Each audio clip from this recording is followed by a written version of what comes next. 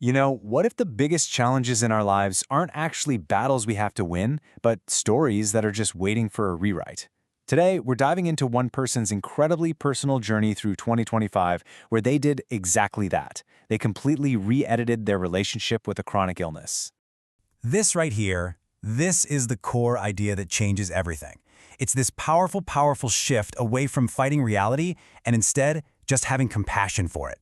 And believe me, that one change in philosophy is what kicks off this entire story.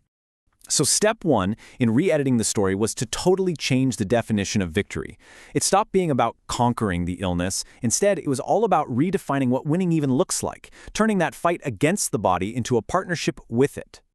So how'd that partnership actually work in real life? Well, the whole mindset shifted. The body wasn't a battlefield anymore. It became a laboratory, a place for careful experiments, for observation, and for celebrating even the tiniest successes. And here is one of the very first major breakthroughs from that laboratory. 6 kilograms. Now I know, that might not sound like a lot, but this was a monumental victory. It's the weight he was able to lift with his tibialis muscle, which directly fights back against a symptom called drop foot. So this wasn't just a number, it was real, tangible proof that this new approach was actually working. And these experiments, they weren't just random shots in the dark. No, this was an incredibly disciplined and systematic approach. Gluten was completely cut out. Cannabis use was stopped, all for the sake of mental clarity. He added over 10 different cognitive supplements to his daily routine. And the result of all this discipline? That awful persistent brain fog finally started to clear. But, the physical stuff, the diet, the supplements, that was really only half the story. The next huge breakthrough was all intellectual. It really boiled down to a simple but powerful idea. The more you understand your condition, the less you fear it. Knowledge really does erase fear. So, for example, instead of just feeling these weird sensations, he learned the specific medical terms for what was going on. Words like paresthesia, which is that pins and needles feeling. Just by being able to name these experiences, he could recategorize them. What used to be a really scary, unknown sensation suddenly became an identifiable, manageable piece of information. And slowly but surely, the fear just started to dissolve. Okay, this is where the story takes a really fascinating and, honestly, a kind of counterintuitive turn.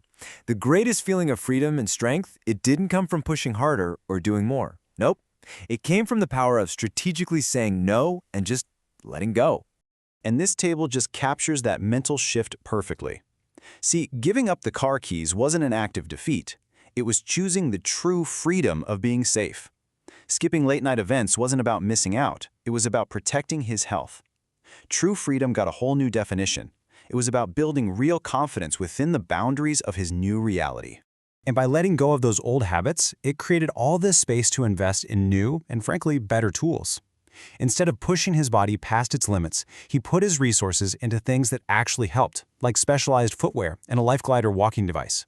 And these weren't signs of weakness at all. They were tools that gave him genuine confidence and the freedom to walk safely. All of this internal work, the physical experiments, the mental reframing, it all led to the most profound transformation yet. The focus started to shift outward. This personal journey of self-healing began to evolve into a mission to help other people. And the speed of this evolution is it's remarkable. The really deep internal work on self-compassion only started in July. But by the end of that same year, he was already mentoring 2 of his peers every single week and had co-created an incredible 450 pieces of content for the community. So what was the impact of turning this very personal journey into a public mission? 20,000. That's how many people were reached by the content he helped create. His personal laboratory of experiments became this huge source of knowledge and hope for a massive community. And ultimately, that purpose he found in mentoring and being part of a community, that became a powerful form of healing all on its own. It gave him a sense of meaning that, as he puts it, no medicine could ever provide. But the story doesn't just end there. Of course not. The process of re-editing is always ongoing. This year of transformation wasn't a finish line. It was just the foundation for everything that's coming next. And his goals for 2026 show that same creative, proactive spirit. The focus is now shifting to more complex movements and balance. So the plan? It includes training his brain by learning to walk backward, using VR for really immersive training, and even gamifying his rehab. It's all about making the hard work engaging and, even a little fun. Which really brings us to the ultimate, most empowering takeaway from this whole journey. The diagnosis wasn't the end of the story. It was simply the moment he realized he could pick up the pen and become its editor. And that really leaves us with a pretty powerful question, one that goes way beyond this one person's experience. It challenges all of us to look at our own lives, our own struggles, and just ask, what's a story you've accepted as final that's really just waiting for you to pick up a pen and start a re-edit?